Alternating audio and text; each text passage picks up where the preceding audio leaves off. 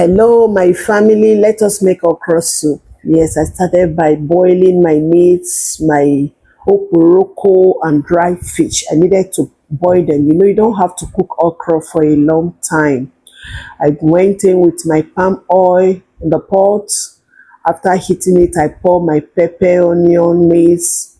The tashi also is inside shambo to make the soup colorful. After frying it for a while, I went in to pour that fish meat and the dry fish stock. I stir. After stirring, you know you must cook with Chefbas soup condiments. It's very, very nice. I added my soup condiments. I stir. You have to turn it. Now I went in with my okra blend.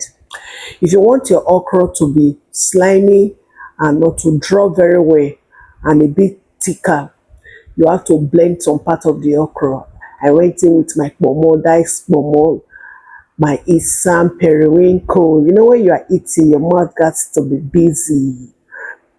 Busy, make the food fun. You stir and stir. You allow to heat for like 3 minutes.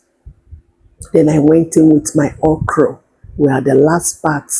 After adding your okra, you don't have to cook for a long time. I stir. By this time, my stomach was already rumbling, waiting to eat. Oh, more this soup, this soup go Harvard. You just need to get your things ready. You must partake. Come with your swallow. I'm not stingy. I'm not selfish. I must share with you, you know. Yes. After stirring it, this soup is becoming, yes, very, very becoming. Yes. Our soup is almost getting ready.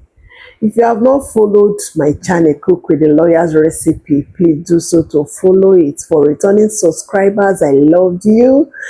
Your presence here encourages me to do more. We are also on other social media platforms. Look for us and follow us. Our soup is ready. Come with your own swallow.